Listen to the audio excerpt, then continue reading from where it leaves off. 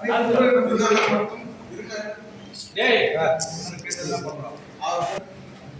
நண்பர்களுக்கும் வணக்கம். நான் அருண்குமார், தலைவர் ஒருங்கிணைப்பாளர், தமிழ்நாடு வியாபார சங்கத்தில். இந்த தினம் மதிப்பிற்குரிய முதல்வர் அவர்களுக்கு நன்றி சொல்வதற்காக இந்த பத்திரிகையாளர் சந்திப்பை ஏற்பாடு செய்துள்ளோம். எல்லாருமே தெரியும், கடந்த ஒரு 5 தினங்களுக்கு முன்பாக கிராம பகுதிகளில் இருக்கிற கடைகளும் லைசன்ஸ் பெறணும், உரிமை கடை கட்டணும், அது வந்து கட்டாயம் அப்படின்ற ஒரு அறிவிப்பு ஊரக சார்பாக வெளியிடப்பட்டிருக்கிறது.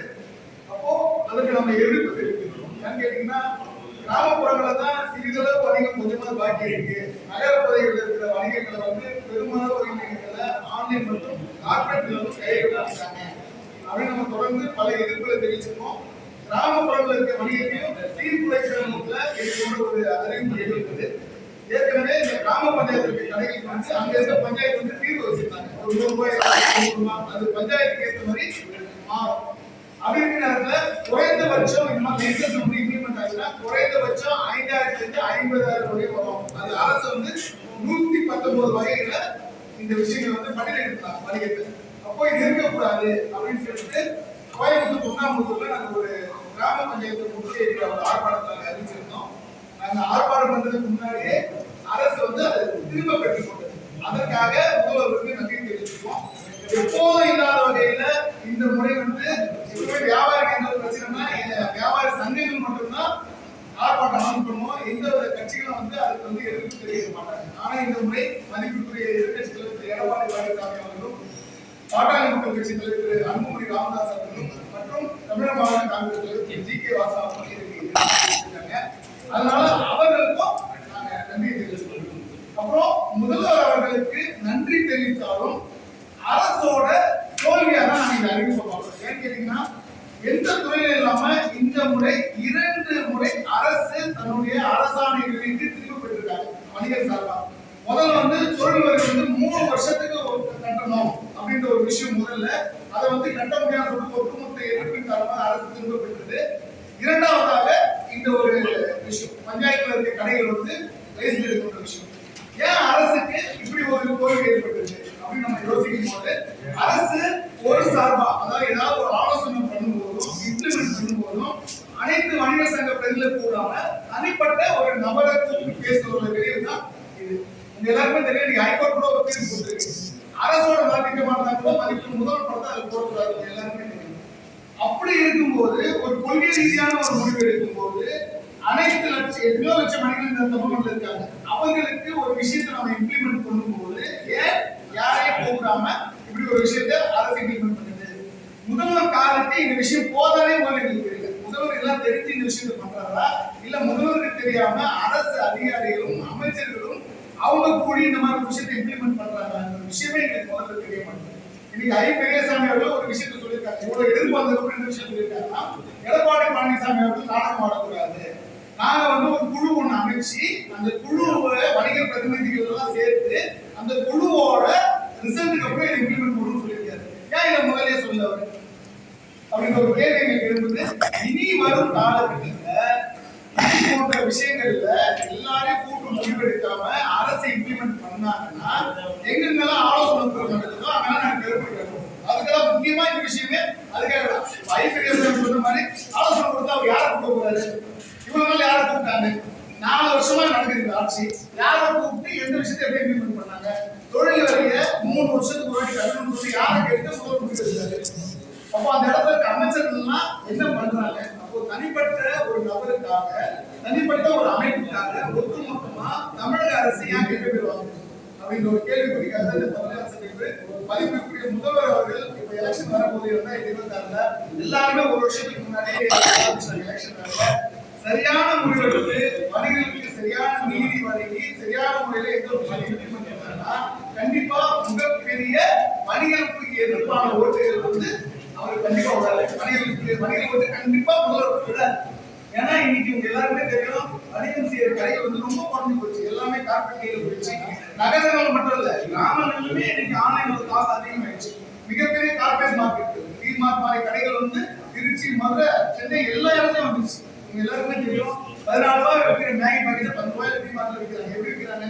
அதுக்கு எதிராக அரசு அதிகாரி சிந்திச்சுதான் ஒட்டுமொத்த வணிக சந்தை ஈடு வைக்கிறதை கார்பரேட் குறிக்கோளா கொண்டு இயங்கும் போது அரசு அதை பத்தி யோசிக்காம மேலும் வரி வரி வரி வரி எதுக்கு வரி எதுக்கு வரி கிராமப்புறத்துல இருக்க ஒரு சின்ன டீ கடைக்கு எதுக்கு வரி அப்ப அந்த ஐடியா யார் அவர் கொடுத்தது அப்ப முதல்வர்கள் சிந்திக்க வேண்டாமா அதை ஓகேங்களா இன்னைக்கு ஒரு சாதி ரீதியான ஒரு படுகொலை நிகழும் போது எந்த அளவுக்கு எல்லாம் ரேட் பண்றாங்களோ அதே போல ரேஷன் இது போன்ற விஷயத்துக்கு வரணும் ஏன்னா தமிழக அரசு வரி வசூல் யார் மூலமா வருது வியாபாரிகள் தான் ஒட்டுமொத்த வரி வசூல் பண்ணி அரசுக்கு ஜிஎஸ்டி என்ற பேர்ல கொடுக்குறாங்க அப்படி இருக்கும்போது இது போன்ற ஒரு மோசமான விஷயம் அதாவது மீண்டும் மீண்டும் சொல்ற அரசோட தோல்வி எந்த ஒரு துறையில இல்லாம வணிக துறையில மட்டும் 2 முறை அரசாணை வெளியிடப்பட்டு அதுக்கு பெற்றுக் கொள்ளப்பட்டது அது எவ்வளவு ஒரு மோசமான துறை யோசிப்பாங்க மக்களோட முதல்வர் ஸ்டாலின் இருந்தார் ஓரளவு தமிழ்நாடு இருந்தார் அப்போ ஓரளவு எப்படி தமிழ்நாடு இருக்கும் வணிகம் மட்டும் தனியாக தான் இருக்கும் இது போன்ற விஷயங்கள் தொடர்ந்து நடைபெற்றால்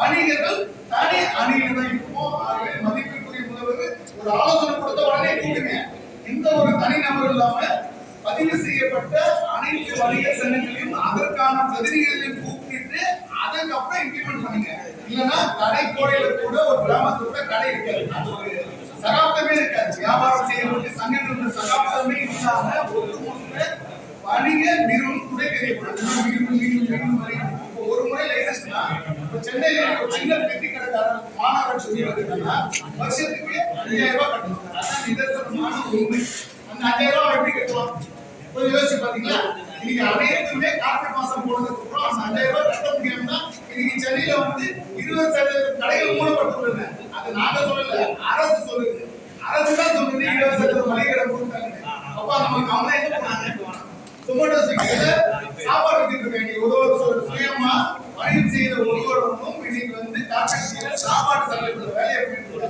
அப்போ மீண்டும் அவர்களை கொண்டு வரணும்னா அரசு இது போன்ற விஷயங்கள்ல தலையிட்டு எந்த ஒரு தனி நபருக்காகவும் அரசு வளையக்கூடாது ஐபிஎஸ் அவர்களாம் வன்மையா கண்டிக்கிறேன் இவரால் நீங்க யாரை கேட்டு அவர் இம்ப்ளிமெண்ட் பண்ணாரு யார் அவருக்கு அந்த ஐடியா கொடுத்தாங்க அப்ப இன்னைக்கு எப்படி அந்த குழு அமைக்க முதல்ல அந்த குழு அமைக்கணும்ல இனிமேல் எங்கு அரசு சார்பாக கூட்டங்கள் எங்களை கூப்பிடாம அனைத்து வணிகர்கள் கூடாம பண்ணா அங்க தமிழ்நாடு வியாபாரம் செய்த பேரவை சார்பாக கருப்பு காட்டுவோம் தீவிரமா தெரிவிச்சுக்கிறாங்க முதல்வர் பங்கேற்றாலும் முதல்வருக்கு எதிராக நான் கருப்பு காட்டுவோம் அதுக்காக நான் கைதாவும் அஞ்ச மாற்றம் செய்கிறேன் அதே போல மீண்டும் இந்த வாக்கு உங்களுக்கு தெரியும் இந்த புகையிலை விற்பனைகள்லாம் தடை இருக்கு தமிழ்நாட்டில் மட்டும்தான் தடை இருக்கு நீங்க எதிர்பார்த்தால சரசரமா தொண்டு கொடுப்பாங்க அதனால மீண்டும் அதுக்கு அனுமதி கொடுக்கணும் அப்படின்ற ஒரு கோரிக்கை வச்சுக்கிறேன் அவங்க என்ன சொல்றாங்க புகையிலை சாப்பிட்டா கேன்சர் வரும் அதனால புகையிலை தடையினாங்க கடந்த உங்களுக்கு ஒரு 6 வருஷமா தடை இருக்கு கேன்சர் குறைஞ்சு போச்சா 6 வருஷமா கேன்சர் குறைஞ்சிச்சா அதுக்கு ஏதாவது ஆதார அரசு வச்சிருக்கா அரசு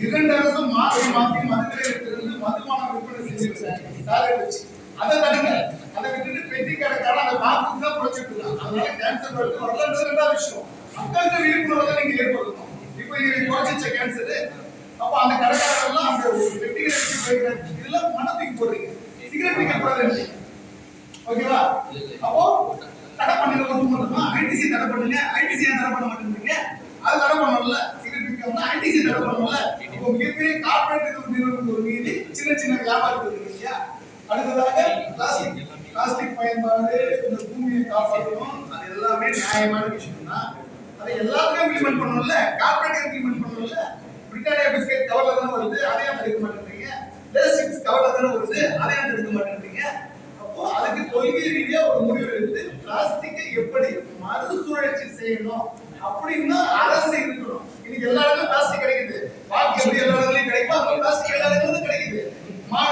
தமிழ்நாட்டு பார்டர் வழியா கடத்தி வரப்பட்டு எல்லா இடத்துலயும் இப்படிதான் செய்யறாங்க அரசு தடுத்துருச்சா அப்போ விலை அதிகமா வைக்கப்படுது வணிகர்கள் திருவிழா காட்டப்படுறாங்க நீங்க என்ன சொல்றாங்க ஏதோ சமூக விரோதத்தை பார்த்துட்டா வியாபாரி பார்த்துட்டா அவங்க நாங்க டிமாண்ட் பண்றோம் வியாபாரி ஏதோ சட்ட விரோதமா தொழில் செய்யற மாதிரி மாசுபடுமணியில ஒரு சொல்லியிருக்காங்க அவங்க எல்லாம் ஒரு வியாபாரி என்னவோ திருடர்கள் போல இந்த அரசு காட்ட முயற்சி பண்றது எதற்காக ரூல் ஷாப்பிங் கொண்டு வருவதற்காக அதற்காக ஒட்டுமொத்த ஒரு கார்பரேட்டுக்கான அரசாக இந்த அரசு செயல்படக்கூடாது அப்படிங்கிற ஒரு மத்திய சந்திப்பை வச்சிருக்கோம் அதே போல மெட்ரோ பணிகளால் பாதிக்கப்பட்ட கடைக்கு இவ்வளவு வரி வசூல்றாங்க இந்த மெட்ரோ பணி சென்னை முழுக்க நடக்குது எல்லா ரோடுகளையும் பேரிகேட் போட்டு தடுத்திருக்காங்க எத்தனை கடைகள் மூடப்பட்டிருக்கு அதுக்கான விஷயத்தை அரசு வச்சிருக்கா இதுக்காக யாரையும் கேட்டிருக்காங்க இவ்வளவு கடைகள் மூடப்பட்டிருக்கு நடக்கக்கூட பாதைகளிலேயே மக்கள் இப்படி போய் கடையில வாங்குவாங்க, உங்களுக்கு ஏதாவது வணிகம் பாதிக்கப்பட்டிருக்கான்னு அரசு என்னைக்காவது யாரையும் கூட்டிட்டு அவர்கள் தேவை வரி வரி வரி. அப்போ பிரிட்டிஷ்காரனுக்கு அரசு வித்தியாசம். சுதந்திரமான அப்புறம் மீண்டும் வரி வரிட்டு உங்க சொந்த மக்களையே காலில் போட்டு மிதிக்கிறதுக்கு என்ன காரணம்? மதிப்புள்ள ராஜாஜி அவர்கள் சொல்லியிருப்பாரு, வரி வசூல்ன்றது பூல இருந்து தேன் எடுக்கிற மாதிரி. நீங்க எங்களுக்கு நெஞ்சில கடப்பாறையை பத்தி ஒட்டுமொத்தமா காலி பண்ணிருந்தீங்க. அதனால மதிப்பிற்கு முதல்வர் நீங்கள் பங்கேற்கும் கூட்டங்கள்ல நாங்க கருத்தை காட்டக்கூடாதுன்னா தயவு செய்து அனைவரையும் அழைத்து ஆலோசனை செய்து அதுக்கப்புறம் இது போன்ற விஷயங்கள் நீங்க இம்ப்ளிமெண்ட் பண்ணணும். இல்லை என்றால் வர இந்த தேர்தல் வணிகர்கள் உங்களுக்கு எதிராக வாக்களிப்பார்கள். ஆகவே அது இல்லாம நீங்கள் வணிகர்களும் உங்களுடைய பிரதிநிதிகள் தான், இந்த நாட்டு மக்கள் தான். நாங்கள் அயல்களிலிருந்து இங்க வரல. ஆகவே அவர்களுக்கு ஆவணம் செய்யணும்னு சொல்லிட்டு மதிப்பிற்குரிய முதல்வர்களுக்கும் ஊரகத்துறை அமைச்சர் மதிப்பிற்குரிய பெரியசாமி அவர்களுக்கும் கோரிக்கை வச்சுங்க. கண்டிப்பா அதை இம்ப்ளிமெண்ட் பண்ணுவாங்க. வார்டு